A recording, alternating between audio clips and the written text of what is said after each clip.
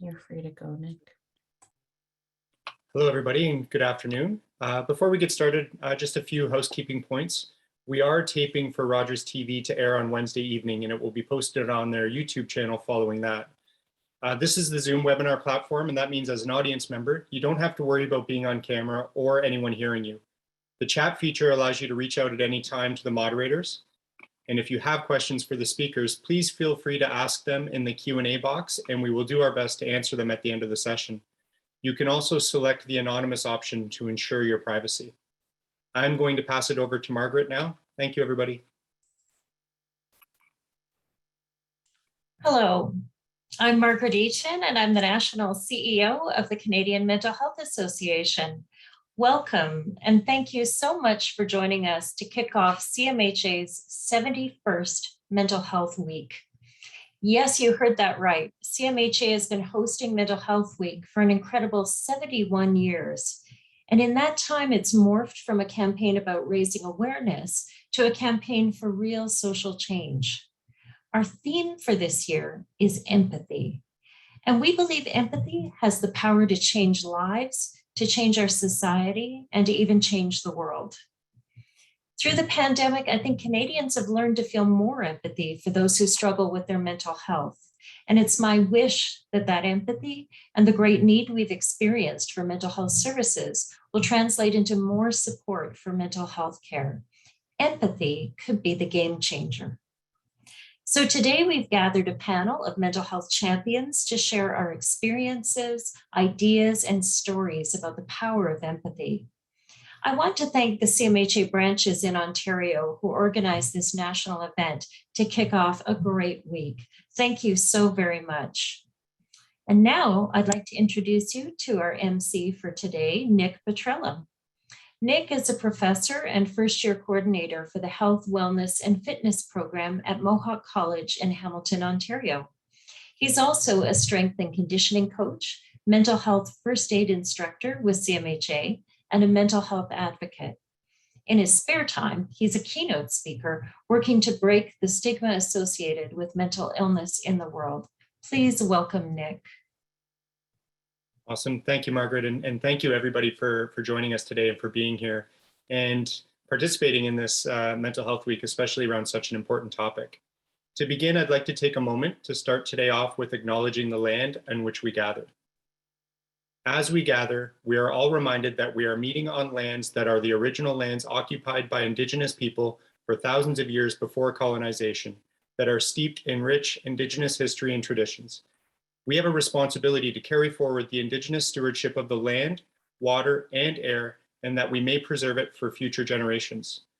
We recognize the First Nation, Métis, and Inuit peoples and commit to the Truth and Reconciliation Report, supporting the 94 calls to action by honoring the truth and reconciling for the future. I'd like to welcome Geneviève Desrochers from CMHA Champlain East to share this acknowledgement with you in French.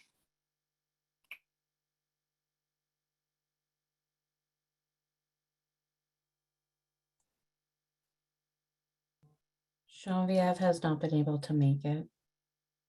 If you'd like to move on, Nick, sorry about that. No, that's okay. Thank you. So carrying on, sometimes talking about our mental health can be tough and it can be difficult, bringing up a lot of uncomfortable feelings. If you feel at any time that you need support, please keep talking. Reach out to your local crisis line or Crisis Canada, which is being shared in the chat now. And as I mentioned everybody right before, at some point my dogs will bark, so there's their first introduction.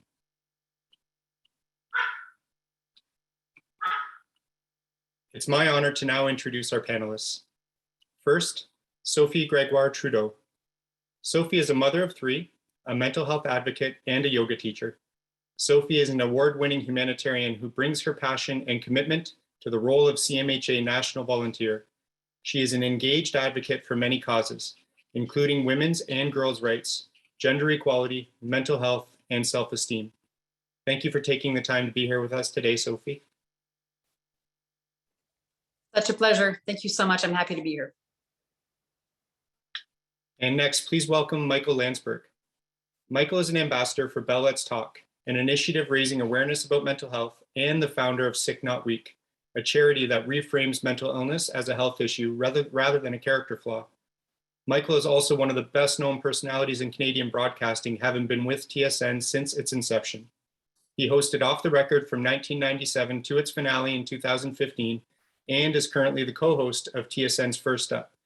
Thank you, Michael, for joining us today. Hey, thank you for having me. Do you hear that? No, you don't. My dog is quiet, very quiet. Good job, Riggs. Applause to that. I don't know how you do that. And finally, please join me in welcoming Kayla Breelove Carter. As a clinical traumatologist, Kayla works with individuals and organizations to increase their awareness and understanding of trauma, racial trauma, and adverse childhood experiences. When she is not providing counseling, therapy, or consultation work, Kayla enjoys contributing to CBC Morning Moncton and PEI as their mental health columnist. Thank you so much for joining us. Thank you. And thank you again to everybody for joining us today in this important conversation. Empathy is such an interesting topic, but as I often say, it's really misunderstood in a lot of ways. So I think this is a perfect way to start off Mental Health Week. And I'm going to start off by offering up a question to Sophie. So Sophie, how would you define empathy? You know, I think it's a big word in the sense that we're not born with empathy. It's like resilience. We can develop empathy and we can develop resilience. And for me, when I hear the word empathy, I think witnessing.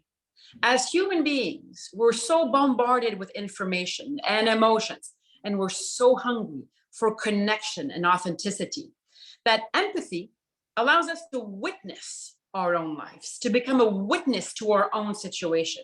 Without empathy, we don't really understand why we're feeling the way we're feeling. And if we don't understand that in ourselves, it's very difficult to offer it to other people.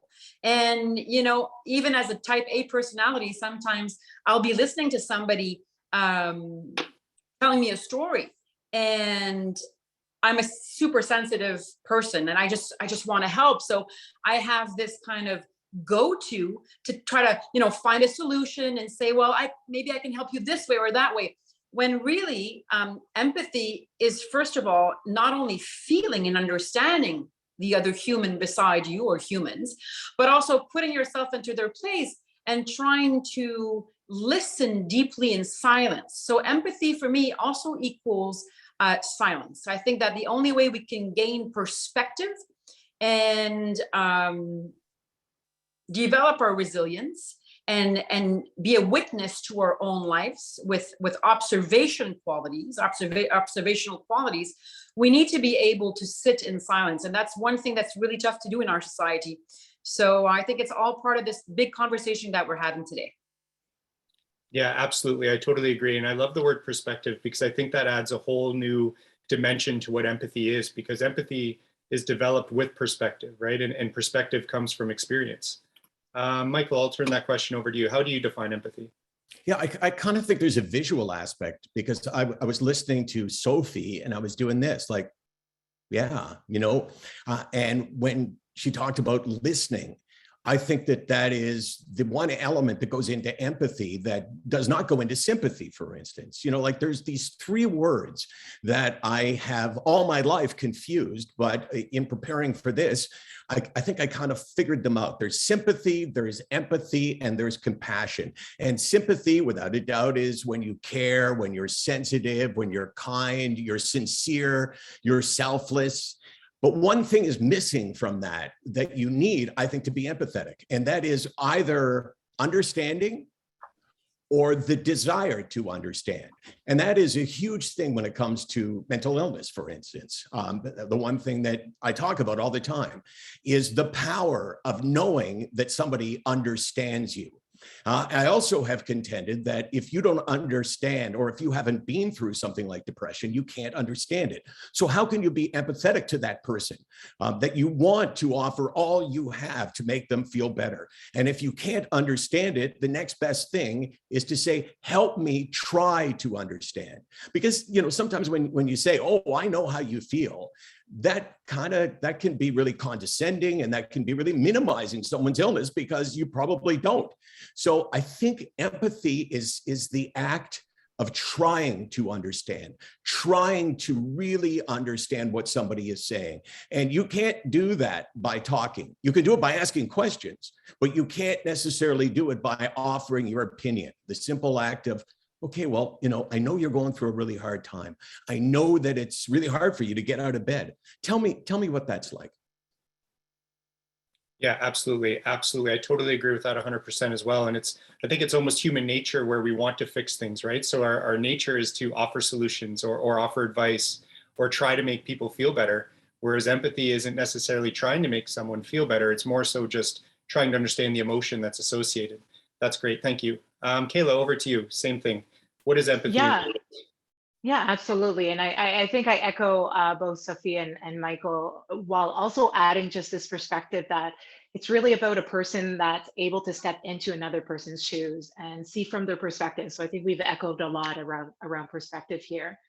It also gives us hope and meaning, and it helps us to a certain point where we're able to hold that space for one another to solve problems. And it allows us to be able to live more authentically and healthier. So one of the words that come up for me is also safety. When we're able to meet people where they're at and really take into the perspective of what their sufferings and their pain may be, it's in a safe way. It's allowing us to have that vulnerability between human beings and human interaction. Yeah, that's a great word too. I've never actually thought about it that way. That's awesome. And that safety really makes people feel that they're able to share or feel like that there's an alliance built, right? And that alliance, I think, is what empathy is. It's that ability to create that conversation and keep that line of communication open as well. So almost like a follow-up question, I guess, in some way. This one going over to Michael. Can you share with us a time that someone showed you empathy and the impact that had on you and how it made you feel? Yeah, I think I learned so much from one of the few times in my life that someone's actually shown me empathy. And that's not because I'm not surrounded by amazing people. It's because I very seldom expose myself to the point where it looks like I need somebody's empathy. I have spent the last 10 years of my life trying to show empathy to others. One of the toughest things for me to do is to not talk. And we've just established the fact that real good empathy comes from listening more than it does from talking. But I remember, when I was the youngest that I can imagine, my earliest memories are me having anxiety. And not just anxiety like worrying about things that had logical consequences, right? Worrying about an exam is not anxiety, the illness. Worrying about going to the doctor is not anxiety, the illness. It's this feeling of like your heightened sense of doom. And I lived with that for most of the first part of my life. And I had things that I was afraid of that I never shared with another soul. And then fast forward to like 20 years ago, when I realized for the first time, this was kind of me. Oh my God, I just figured this out. I have depression. And this is unimaginably painful for me. I had no idea. I wanted to go around and apologize to everyone that I'd ever judged by, people that said, oh, I have to take time off work or I had a breakdown. I thought like everybody else, and I bought into the stigma that was weakness. But I was so debilitated by this and so devastated by this. What helped me come to grips with it, though, was actually my brother. We are 4 years apart. We grew up very close. My brother became a kidney doctor. He started drinking when he was 16. Later on in his life, he found out that he was self-medicating from exactly what I had been going through. But we never spoke about it because I had no idea that I had a mental illness because I never lived in anybody else's head. And he never talked about it. He just self-medicated. And then when he said to me, when I told him, I'm like really struggling here and I'm going to need to go on medication and I'm going to need to do this and that, he said, oh my gosh, I am so sorry, sympathy. He said, I'm so sorry because I've been through it and I understand how painful it is, empathy. And that was for me a huge step, not just in getting help because I was going to go for help, but this feeling that you're not the only one. And I think that all of us with depression and anxiety feel like we're the only ones, right? It's like, no, nobody else has this. But then when you find out that someone has exactly that, immediately you feel less alone. And I felt less like a loser, so to speak, which I have come to realize is something many of us feel. But my brother showing me that empathy made a big difference to me. Yeah, and you're right. There's such a notable difference between sympathy and empathy in terms of how you feel after that conversation, right? Like you just said, you feel different, you feel better, you feel that people approve of you when there's empathy involved versus sympathy. It's kind of like, okay, well, maybe you don't understand and maybe I should stop talking now. Yeah. Kayla, over to you. Sorry, go ahead, Michael. I didn't mean to cut you off there. Yeah, well, I actually cut you off, but hey. I think also it makes you feel validated. You know, empathy makes you feel, sympathy doesn't make you feel validated because someone says, I'm sorry, but that's not the same as I understand or I'm trying to understand. And validation is very important for people with mental illness because we can't prove it, right? Like you can't show someone, you know, your scar from the surgery or an x-ray or a biopsy. So it's all what people believe and what you believe. So, you know, that feeling of being understood is huge. I agree 100%. And I have a similar background to you, Michael, being diagnosed with anxiety and depression, having I didn't have any idea what the heck that was. I had to read on the internet what that meant and what the options were for me. And, you know, when I was diagnosed, you didn't really have that, those polite, you know, website results and searches. It was more along the lines of the negative. So the validation is huge, and being validated is a huge component of empathy. Kayla, over to you in a little bit of a variation of the question. Hearing these stories obviously makes me wonder how experiencing empathy or not can impact your mental health. Can you comment on that? Yeah, when we have empathy in our lives, it helps us not only to create and maintain an initiative, like supportive and interpersonal relationship, it also helps us to feel empowered, to learn effective ways to be well within our environments as well as our experiences. Empathy helps us to feel safe. So when we feel safe, then we are able to create more room to live authentically. Safety has four pillars. A lot of times people think like, okay, well, I am safe, but we're not just talking about physical safety. We're also talking about social safety. How safe do I feel with the people that surround me? Are they holding that space? Are they validating me? Are they acknowledging? Are they respecting my boundaries? When we think about psychological safety, how safe do I feel with how I speak to myself and about myself? And then moral safety, how safe do I feel of being able to live based upon my values?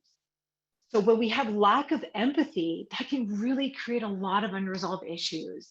It minimizes empathy significance, right? So it often leads us to self-judgment and unresolved grief. When we give ourselves self-compassion, it offers that opportunity to increase our empathy. We give ourselves permission to just be, to be authentic to ourselves. That would be my point. Yeah. Yeah, I agree. And the authenticity piece is very, very big. Feeling like you can be yourself and not wear a mask or pretend that you're okay and pretend that, you know, you're having a good day when you're not. Being able to be authentic and honest, not only with yourself, but the people you're closest to it's so important. And oftentimes, you know, doing presentations in these webinars and just having these conversations, a lot of times the question comes up, people find it difficult to reach out for help. They don't know how to reach out for help, A, and B, they don't really know what to say because most of the time, the people that love us the most, they just want to try and fix it. They just want to try and take that pain away or you know, give you some advice to try and make it better, you know, instantly, you know, that instant fix type thing, that light switch. So Kayla, another follow-up question, I guess. Why do you think it can be difficult for people to show empathy when sitting with someone who is struggling? Yeah, that's a really good question. It's a quite complex question, so I'll do my best to try to explain it. So it is difficult for people to show empathy at times when they're witnessing someone who's struggling, because some of the most difficult things to recognize and address is also the conversation around privilege. And privilege really prevents us to have true empathy. We can consciously talk about privilege as an advantage or a right to belong to a person simply by, let's say, their birthright, being born in a certain class or a certain race, ethnicity, gender, or other spaces in life. However, when we reflect on the idea that we have privilege and that privilege plays a role in, let's say, the sufferance and pain of others, then that's where it becomes really difficult for most. And it is also a subconscious thing. So even becoming aware of it is a huge challenge. While when we think about empathy in this context, we can generally agree that empathy is an interaction between two people, with one person really feeling what the other person is experiencing. But how do we do this, right? When some don't share the same privilege and others then are viewed as privileged. When we take a courageous step in reflecting on our own lived experiences and we begin to evaluate our achievements, we have to acknowledge that this is not just a personal effort, but also a blend of hard work and unearned advantages. So not all privilege is the same. Consider what life is like for members of one particular group that's different from our own.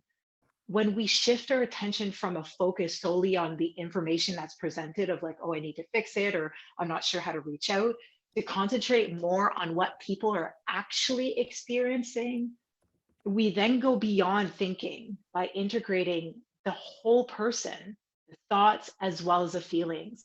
And this is really, really hard because we live in a society, unfortunately, that encourages individualism.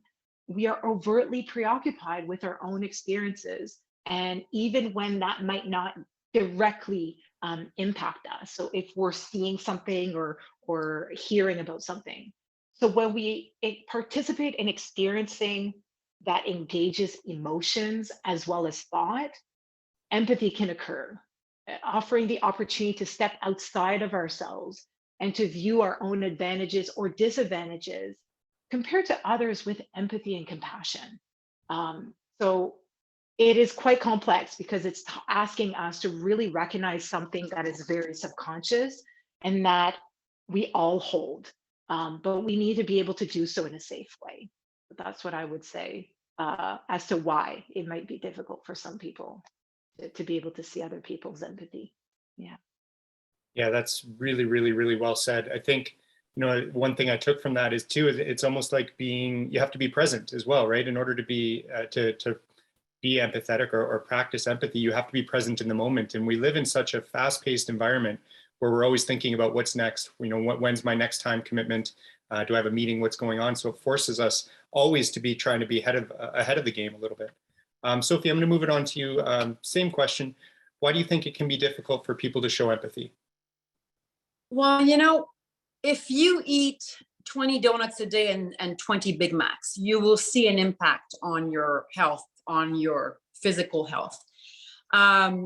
We become what we consume.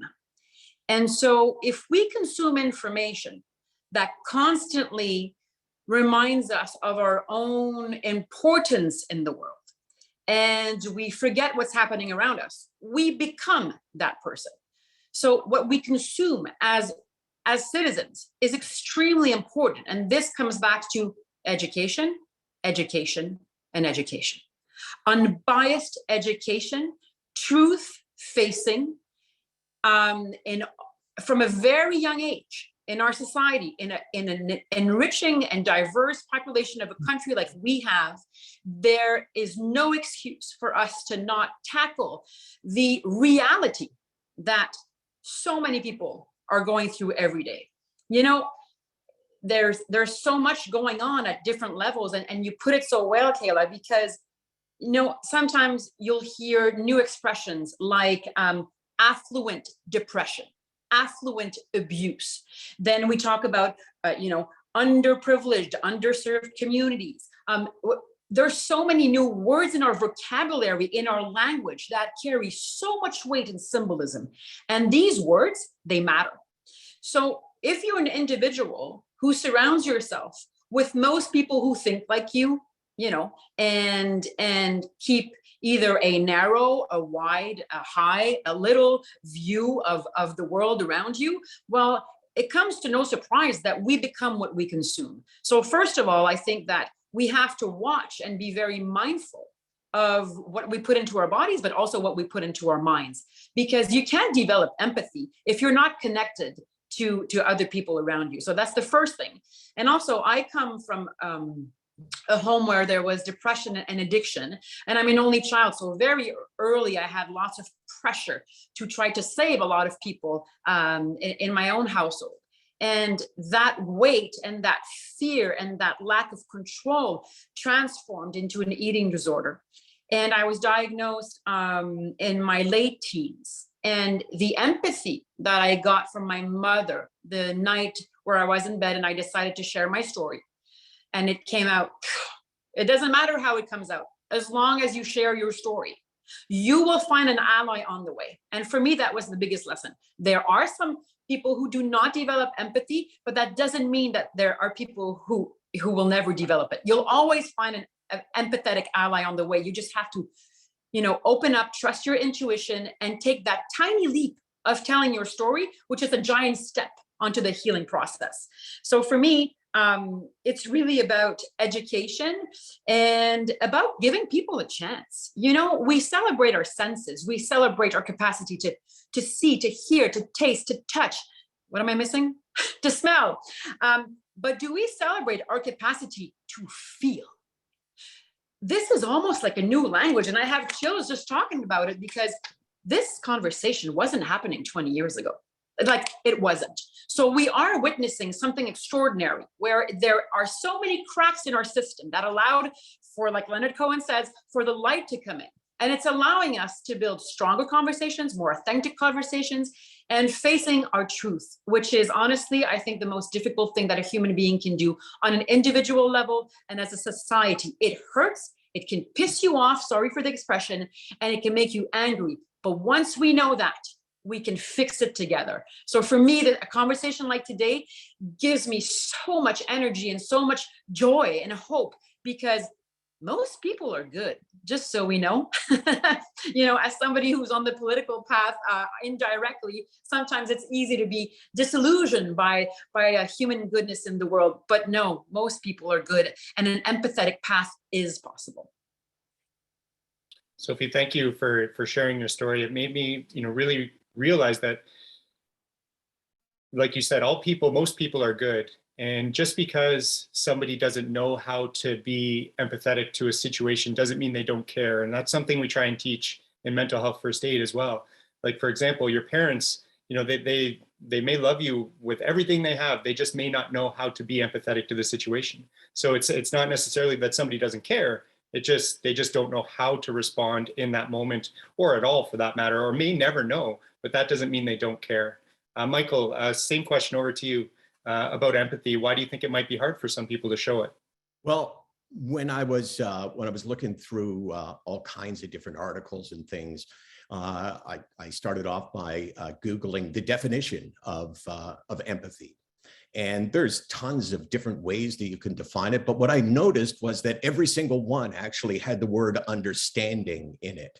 And I think it's really difficult for people to be empathetic to someone who has something that they don't understand. And as I said before, mental illness is impossible to understand if you haven't been through it. So it's like empathy can come really easily for some things, right? Like someone says to you, I can't come into work today, I have the stomach flu. Well, everybody's had the stomach flu, so you could go, oh my gosh, oh God, I hate that. Oh, it's so, it's so terrible, and I'm sorry that you have that, and man, you must be really, really, really struggling, because that can be awful.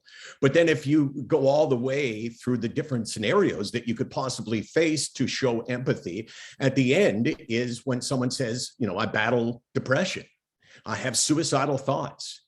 That is incredibly difficult to be empathetic towards that person if you have not been through it. So I think there's a barrier that exists that you got to try to break down. And I agree with Sophie. Most people are good. Most people want to do good, but we need to learn how to show empathy. It's not natural. Sympathy comes easily. Sympathy is to look at somebody. Somebody used the expression before about, walking in somebody else's shoes. Sympathy would be, to me, you look at somebody and you say, oh, I'm sorry, your shoes have holes in them. I feel terrible about that. Empathy would be, I can only imagine what it's like to have holes in your shoes and walk around and it's painful. And then, the saying, I walk a mile in my shoes. And then there's, I guess, the third thing, which would be the ultimate in compassion, which is buying somebody new shoes who needs new shoes. So I think that these are all three different separate things. One comes really easily, sympathy, and empathy, I think, comes a lot more difficult. It is hard to understand what to say to somebody who's really hurting. And it's like, I want to do what's best for them. I want to offer something more than I'm sorry. But that's really hard if you don't understand. And this area of mental illness in particular, I think, for those that have never been through it, is the most difficult to be empathetic towards, is a person with this silent, invisible illness. So I think it's committing to learn how to be empathetic at best. Yeah, absolutely. And judgment is something that we all can't avoid, right? It's something that's happening subconsciously in our brain every second. And it's something that we can try to learn how to set aside, but it's always there. And that kind of leads into the next question. And Kayla, we'll turn it over to you. Do you think that empathy can be learned? And if so, maybe a couple of tips on how somebody can learn to be a little bit better in their ways of empathy. Yeah, sure. I'll start off with a little bit of science, I think. So, when we experience precursors for empathy as newborns, such as, when a newborn hears another newborn crying, they become distressed. Infants feel concern for others, but still have difficulties regulating their own emotions. Toddlers develop empathy in sharing and apologizing and helping others. In early childhood, kids start to imagine how others feel. As we grow up, empathy develops more, right? So we do this through examining our biases, becoming curious about others' experiences, and also asking for feedback on how we impact others. For all of this to really transpire, to manifest, we need to feel safe. We need to feel safe enough to explore our authentic selves and to be vulnerable enough in sharing spaces with other people. If our environments don't nurture a type of reality that offers us opportunities to develop empathy, it gets harder to empathize, because empathy is already a really difficult and complex thing to do, because it's a very intentional, and as we talked about, being really mindful about it. We may struggle with active listening or offering empathetic statements or in resolving conflict. And most prevalent in our societies today, lacking empathy for the earth and all of its inhabitants, both human and non-human alike. So empathy can really be modeled by realizing that it is needed in situations of sufferance and pain. Whether you or another person is suffering, empathy drives us to make changes. Instead of asking why about such suffering, you start to ask how you can move through it, right, in a safe way. Empathy isn't always easy, though, right? Sometimes it can lead to burnout or codependency. So, empathy with intent is realizing that you can't save everyone, but you can hold space for them. It's showing up for another. It's finding common humanity so that we can all heal together. So to me, that's really how empathy can be taught, and sort of the how-to. It's about first asking the questions around what capacity do you have for yourself, and what kind of reflections have you done in terms of how your environment nurtures or doesn't nurture empathy, and how safe do you feel of creating space to lean into those feelings and to really, think about how can I start moving through this instead of trying to fix it or saying like, oh, it doesn't exist. Yeah, I hope that's helpful. Yeah, very, very helpful. And I think you brought up a lot of good points there. And it also kind of adds to the idea of why some people may not be able to experience empathy. And it forces us to feel, right? It makes us feel. And a lot of times we don't want to process emotion, and we don't want to allow ourselves to process emotion because it hurts and it sucks. So I don't want to do that. Why would I do that? and then make myself not feel good in order to be, to practice empathy on somebody else. Sophie, I'm going to move it over to you and give us your thoughts on, can empathy be learned, and if so, how? What you just said, Nick, right now, like suffering sucks. It's funny because I've heard this expression when I do a hard yoga class, embrace the suck. Because in a way, I say that for my eating disorder, and obviously everybody's experience can be different, but in a way, it is very human to suffer. There's nothing wrong with suffering per se. What you do with your suffering and how you deal with your suffering is very important. But suffering in itself is actually a tool to dig deeper into who you are and to see, okay, what's happening? Like when you think like on a daily basis, it is said that we can't save what we don't understand. So if we don't understand ourselves, how can we save ourselves? If we don't understand how the ecosystem of temperature and weather patterns across the oceans work, we'll never want to save the environment. So I think, again, education at a young age is absolutely key. But, you got to meet people where they are. And I think this is quite a lesson that I'm learning on my path. I'm only 47, but you can't expect people to be emotionally where you are and that it's going to be easy to meet people. Suffering and relationships are hard, but they are a gift. They are a gift of what it means to actually be human. And I often say that we're all one trauma away from one another when you think about it. It takes one traumatic life event, whether it's an accident, you lose a loved one, whatever your story is. So the person that you see on the street, and as a mother, when I'm talking to my children or more, you can do blah, blah, blah, blah, blah with your kids, but it's really actions as a parent for me that I really realize that speak the most. So when I'm walking down the street or when I'm running errands or when I see people who are suffering around me, I tend to tell my kids, hey, listen, this could be us. This could be you, my love, because it takes one bad luck in someone's life for either your brain to be changed, your body to incorporate trauma and not knowing how to deal with it. You're very lucky, you're loved, you have support, you're understood. And I try to be, to have sympathy, compassion, and empathy for your own feelings, but we are all linked through our stories of suffering. So it's good news because you said it that way, Kayla. You said we must heal together.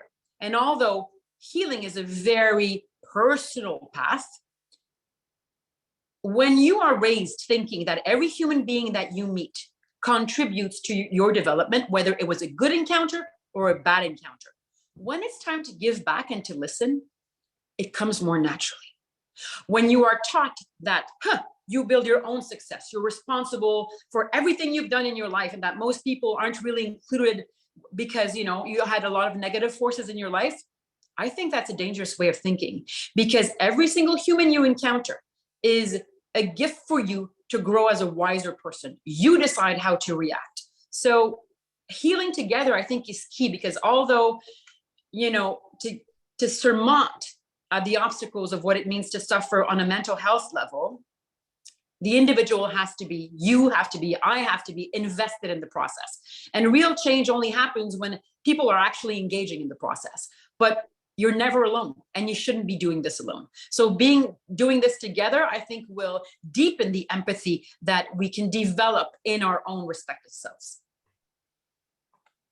Yeah, very well said. And to kind of summarize some of what you said there, I think we all want things to be easy, but one thing that I find that I say to my students and athletes all the time, don't expect it to be easy. Recovery, healing, it's hard, and it should be hard, right? Managing your mental health, whatever challenges you have. And I've almost kind of developed this philosophy where if something's going easy, I'm starting to prepare myself for the challenge that's coming, because it really shouldn't be easy. It's not supposed to be easy. And if it comes easy, maybe it's not really worth achieving. So it's finding ways, methods to continue to grow, continue to develop, and overcome obstacles. Michael, over to you, and any final thoughts on whether empathy can be learned, and if so, how? I think it can be learned for sure. I think I should try to really apply it to mental health, because that's why we're here, right? We're talking about mental health, and we're talking how empathy relates to it. And I think it's hugely important to be truly empathetic to someone. If you have had the experience that a few of us on this Zoom chat have had, I think it's really important to share to the greatest ability you have, and to go deeper and more raw than you've ever been, because that's what people really feel like when they're understood. And I think that's what you're trying to create in people. And I think that, loneliness, for instance, is a symptom that almost all of us experience with mental illness. And you can be lonely when you're surrounded by hundreds of people. But if you find one person that understands you, that can change everything. So for me, empathy starts with really, sharing to the best of my ability what this illness, depression and anxiety, what they feel like to me. So I say this quite often, loneliness is not about the number of people around you, but finding one who understands you. And those of us that have been through this can be that person. I encourage people to do that, because you get to use the worst thing in your life, which for many of us is our mental illness, as one of the best things in our life. It's like, okay, well, I have this poison called depression and anxiety, but I get to use it as somebody else's medicine, because just me talking about it can make a difference. And that is a situation where being empathetic can actually make you feel better. The more you share, the more you take. It's a weird thing how rewarding it is, to share what you're going through. And Nick, you mentioned something. I made up a list before of different things that you need to learn how, or things that you need to learn that are really important to being empathetic. And you used one that I liked, and that was no judgment. Very difficult to be empathetic if you're judging. And it's, very easy for some people to judge. Sometimes that's our first instinct. And when it comes to mental health, if you are judging, then you cease to be of use to this person that you, in theory, want to help. Being genuine, as I just talked about, is hugely important. Being fully present with others. And by fully present, I mean actively listening. I remember the first time I went to a therapist, I was talking, and he was doing this. He was like nodding or giving reaction to everything. And I said, whoa, this is very distracting here. Like, I understand you want to show me that you're engaged with me, and that's great, but just tone it back a little bit. But I think you can show people that you're actually listening to them, not just hearing the words, but embracing the words. I think that it's great advice to say less advice and more questions. The whole act of asking people, I think, is an empathetic act. I think it's first person, not third person. To say we, I think, is really, really important. And not to refer to somebody as, well, I know you're struggling. But as soon as you put it in the context of we, it becomes hugely more powerful for somebody. And again, we're talking about talking and sharing with somebody who has a mental illness, and so do you. And I think it's really important to say to people, well, hey, I can see this from your perspective, because we need to hear that sometimes, this feeling that, oh my gosh, no one can understand why I'm acting the way I'm acting. And it can be liberating to hear somebody say, I can see that from your perspective. So I think we can learn to be empathetic. And I think it all comes easily if we want to be empathetic. So the desire to be that then paves the way for the ability to do that. Absolutely. And you brought up listening, and we're not really taught how to listen. That's not something that's a subject in school, right? Learning how to listen. It's something that we develop over time and with experience. And to put that into a little bit of perspective, I'm sure we all have that friend that asks you how their weekend was so that they could tell you about their weekend, not because they care how your weekend was, but just because they need to tell you how theirs went, right? So it's asking questions and listening to the answer without the intent of answering your own question, right? So it's listening. Listening involves asking questions, and it's not so much about your voice or you speaking. It's about what they have to say and trying to understand that feeling. And I feel like we could probably talk for about 2, maybe 3 more hours based on the conversation we're having right now. But I do want to turn it over to any of the audience questions that came in. So there have been so many, trying to filter through and get through a couple of them in the next 10 minutes here. And one specifically to Kayla. Kayla, you had mentioned that there are 4 pillars of safety. The audience would like you to list those again, please. Yeah, absolutely. So when we talk about safety, we're really thinking about these 4 pillars. So your first pillar, and is probably the one that most people know about, is the physical safety. And I often tell individuals that I work with that by the time you really experience that physical safety or not feeling physically safe, all the other 3 pillars have already been impacted. So your second one is psychological safety. So it's really about how safe you feel with yourself. And when I mean by that, I really mean about how safe you feel with how you think of yourself and how you speak about yourself. So are you using words that are self-compassionate, or is there a lot of judgment there? Is there a lot of self-criticism? Or is there where you're embracing that sufferance and pain and leaning into it and just really experiencing that? Then you have social safety, and social safety is really about how safe you feel with the people that are around you. And that can be difficult sometimes, because sometimes you may think that you are in a safe space, but then when you start setting boundaries, or you make efforts to assert yourself, or to just make space to say, hi, I'm here, and not feeling that reciprocated, oftentimes that could lead us to feeling socially unsafe, or if people are violating our boundaries, etc. Then you have your fourth one, which is moral safety. This is all about values. And one of the toughest things about values, oftentimes when I talk to people, is, do you even do you know what your values are? So on that front, it's an entire, journey in exploring, what are my values and how safe do I feel being able to honor those values and really live by, the compass of what my values have to bring throughout my life. So I hope that that's helpful. So it's the 4: physical, psychological, social, and moral. Awesome. Thank you so much. Another audience question, and this one directed at Sophie. You talked a little bit about how we've come so far, and we didn't have these conversations 10, 20 years ago, and here we are, on a global scale talking about empathy and what we can do. So the question is more around, as a greater community, what do you think what are some things we can do to increase empathy? That's a beautiful question, and there's so much baggage to unpack. I think that the more we tackle difficult subjects, I talked about truth facing a little bit earlier on, is very lucrative emotionally. I think that, whether it's relationships, our concepts of success and failure, we still live in a society where it seems that, marriage equals success, divorce equals failure.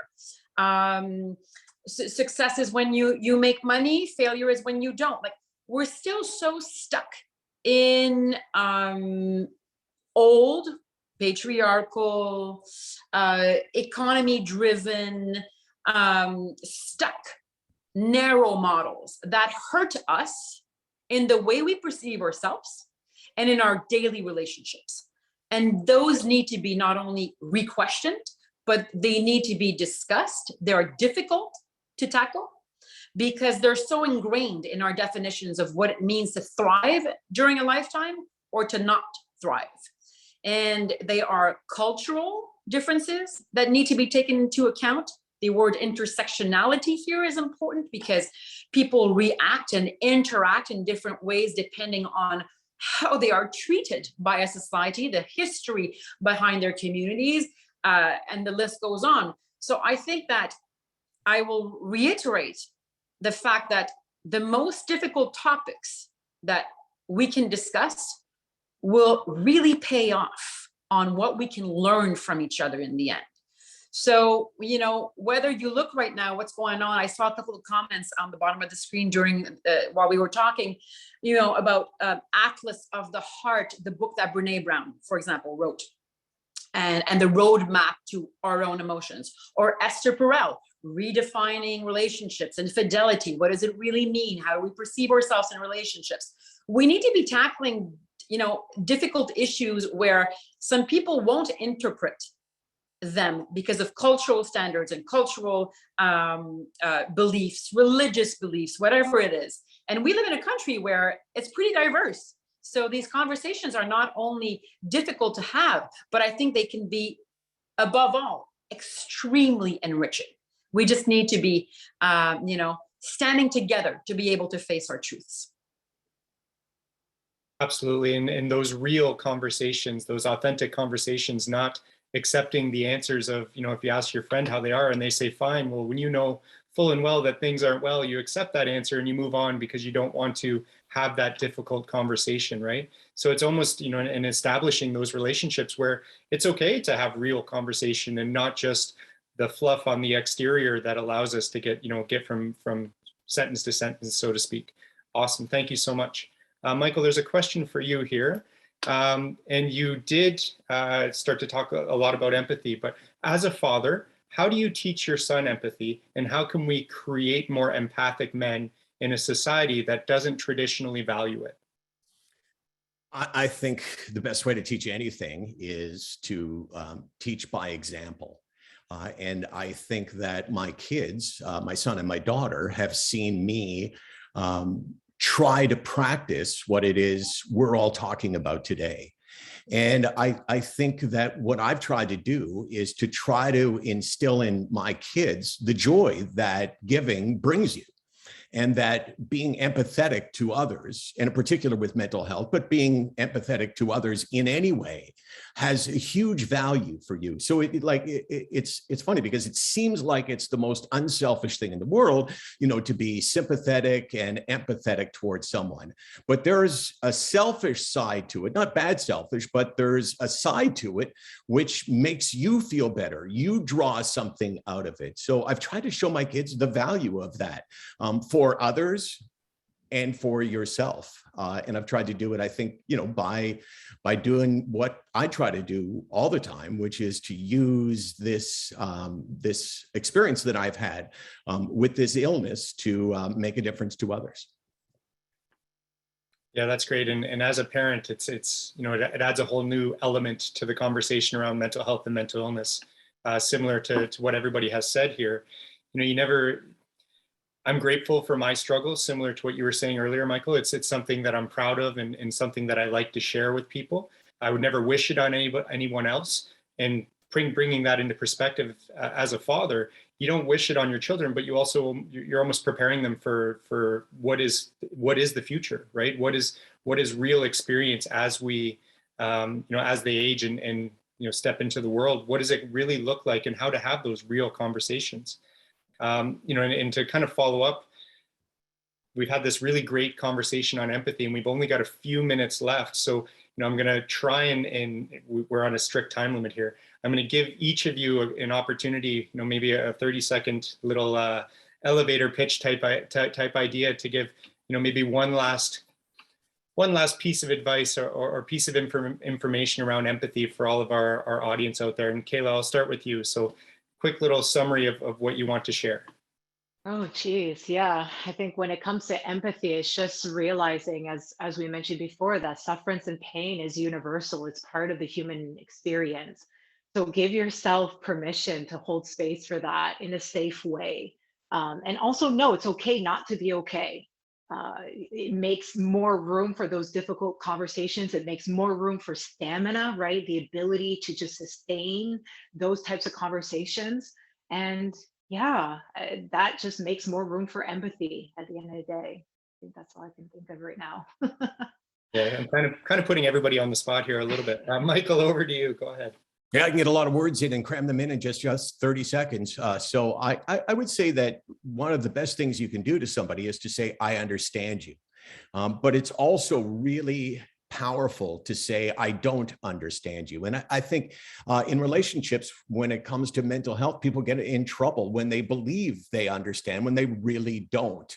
And I try to tell people all the time, it's okay to say to this person that you really care about, hey, I don't understand what you're going through. And not only is it okay, but sometimes those are the most important words that you can say, because when you start to act like you understand, but you really don't, then all hell breaks loose, because now all of a sudden you're saying, go for a nice walk, for your depression. Well, that shows lack of understanding. If you preface what you're saying with, I don't get it, then I think you're a lot closer to being effective in caring about somebody.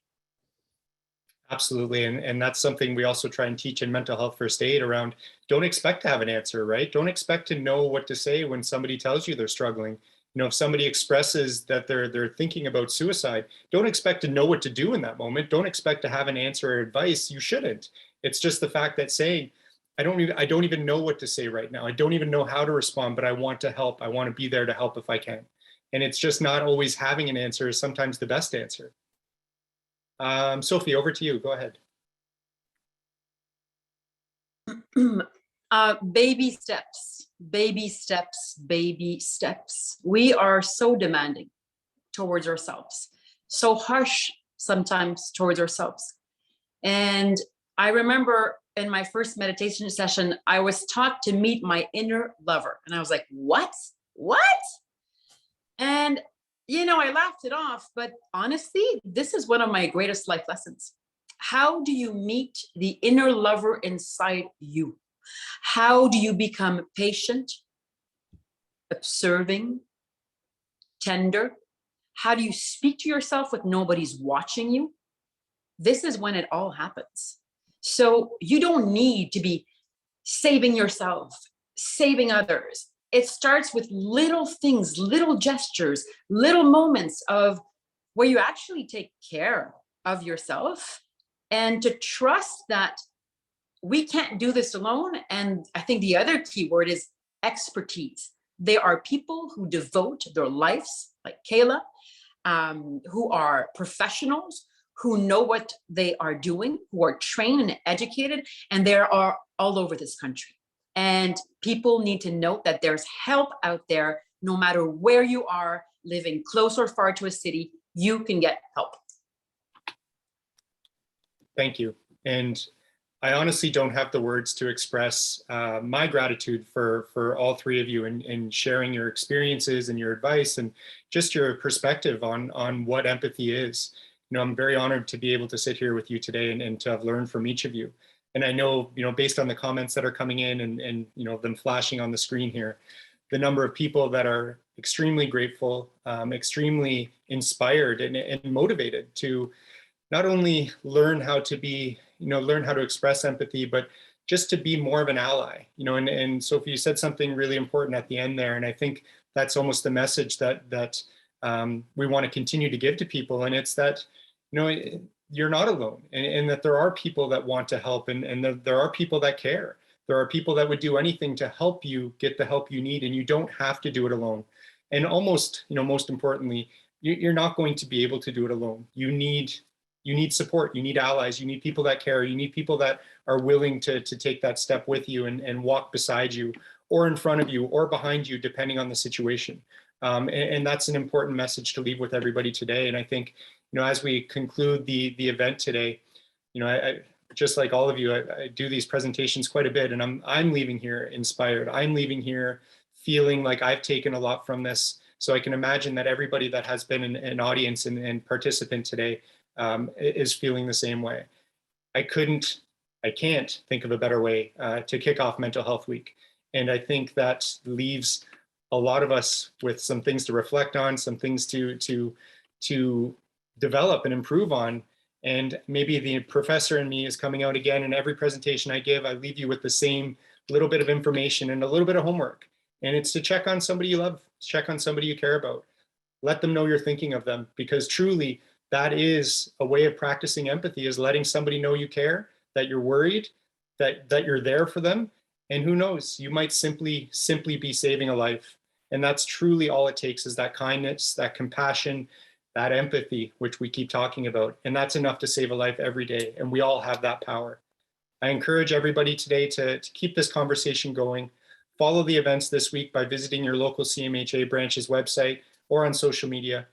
Use the hashtags Get Real and Mental Health Week to spread the word about mental health and the importance of empathy. And on that note, I just want to say one final thank you to all of you for being involved today. That was truly incredible. I don't have the words to express how I'm feeling, but thank you so much. And I hope that you all have an incredible week and an incredible mental health week. Thank you, everybody. Merci. Be well.